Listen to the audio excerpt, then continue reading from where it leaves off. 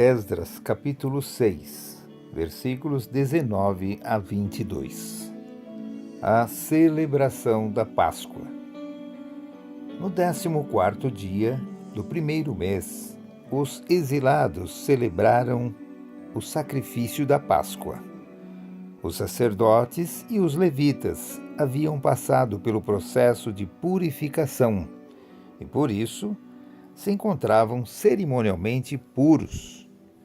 Os levitas sacrificaram o cordeiro da Páscoa por todos os seus companheiros sacerdotes e por eles mesmos.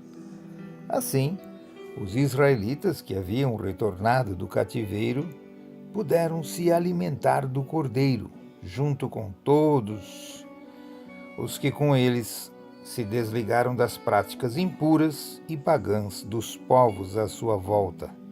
Decidiram buscar a Yahvé, o Deus de Israel, e celebraram com grande alegria, durante 7 dias, a festa dos ázimos, dos pães sem fermento, porquanto Yahvé os fez transbordar de felicidade ao mudar a vontade do rei da Síria, levando-o a decidir a favor deles e dar-lhes ânimo para concluírem a obra de reconstrução da casa de Deus, o Deus de Israel.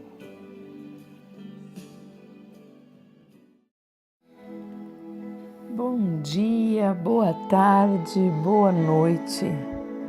Olá, pessoal. Queridos, festa no arraial. Hoje é dia de de celebração.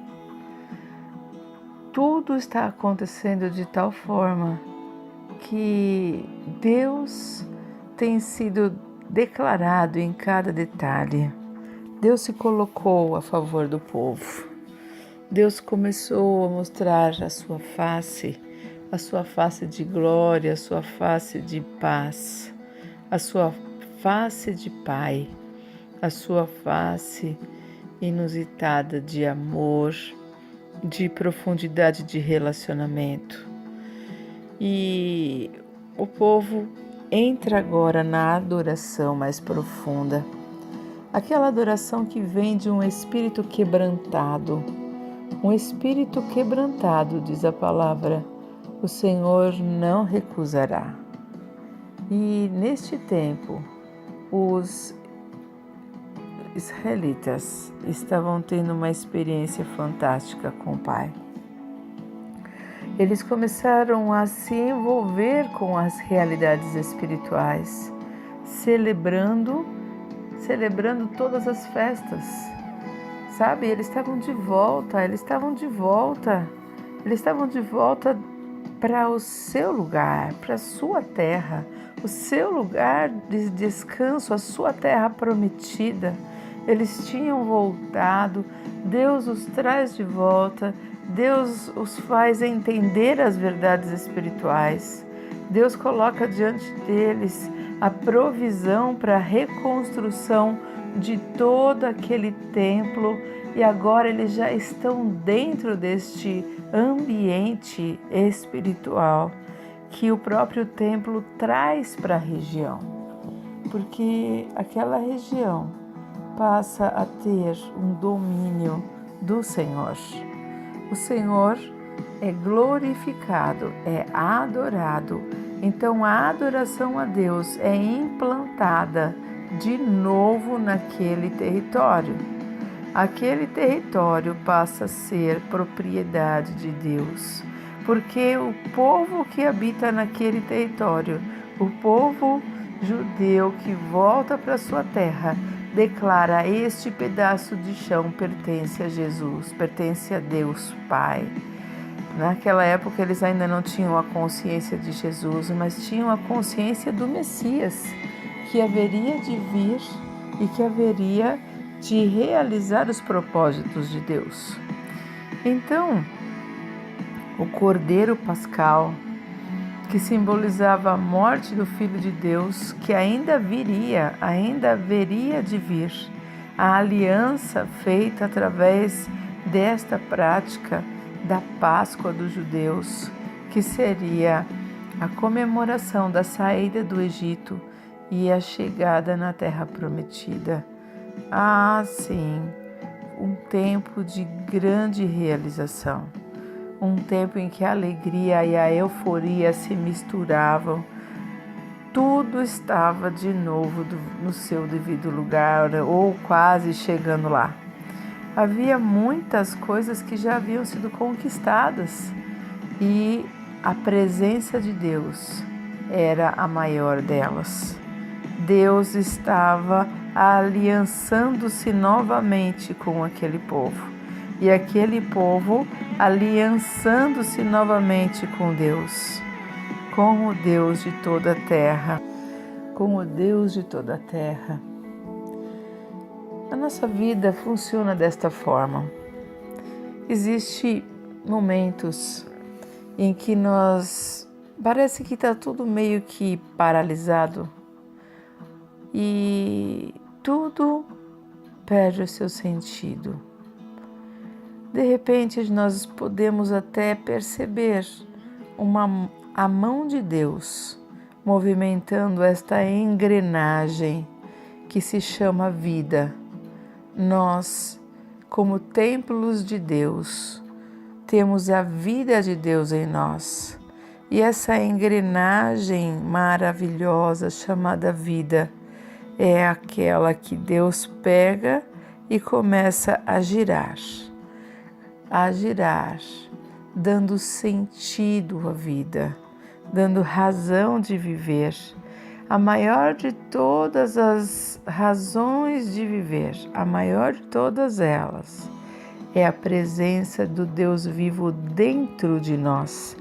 Nós que somos templo de Deus, nós que fomos reconstruídos, salvos pela graça em Cristo Jesus, restaurados, restituídos, todas as nossas partes estão sendo reposicionadas equilibradamente para que nós possamos trazer para o local aonde nós estivermos. Porque aonde pisar a planta do seu pé, diz a palavra, é seu. Então, este templo que somos nós está sendo plantado nesta terra, plantado em todos os lugares aonde existe um cristão genuinamente templo, genuinamente cheio da glória de Deus.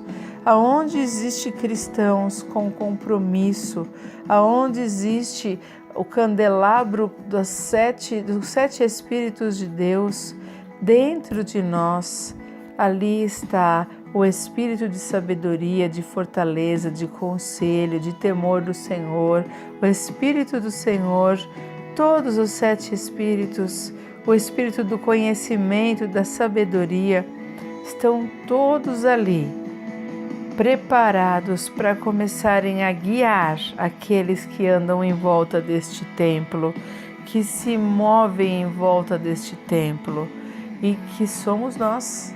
Nós somos este templo. Nós temos em nós o altar do incenso, que é o altar da oração, que faz parte do templo. Todos nós podemos chegar diante do Pai em adoração, em consagração e oração intercessória pela vida de todos aqueles que estão à volta de nós.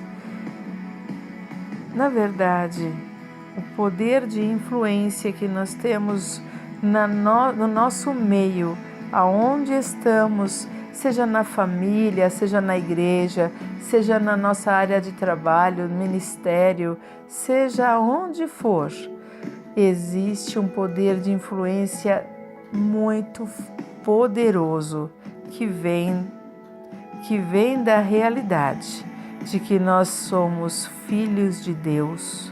Somos templo do Espírito Santo, Ele habita em nós e aonde nós vamos, a glória de Deus vai junto.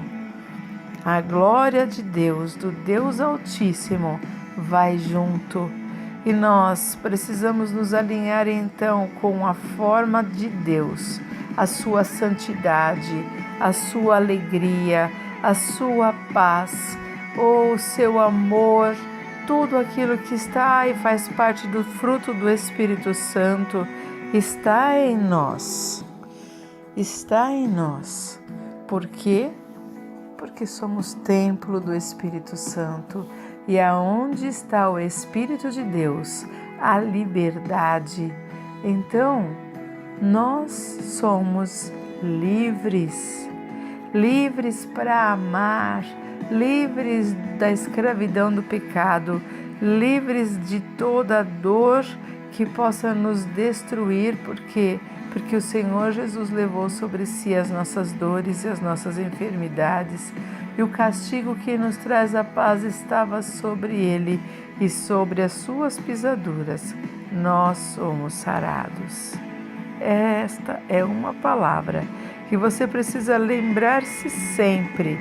Dentro de você, ó templo, existe o Santo dos Santos e o Espírito de Deus habita em você, nessa arca da aliança que é o Espírito Santo de Deus, gerado na salvação que vem por Jesus Cristo.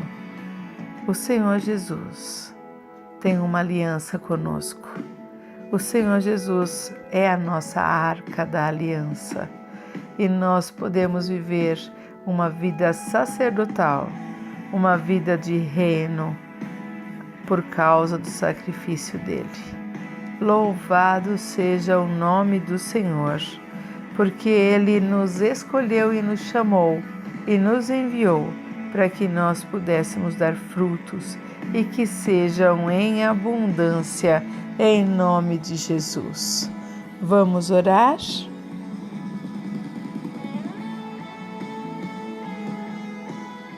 Senhor, obrigado, Jesus. Obrigado porque nós podemos entender o Teu propósito para a nossa vida.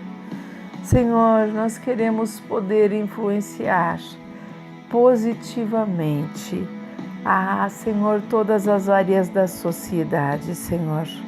Seja no nível que for, seja da sociedade em termos globais, como terra, planeta, como país, como estado, como cidade, como bairro, como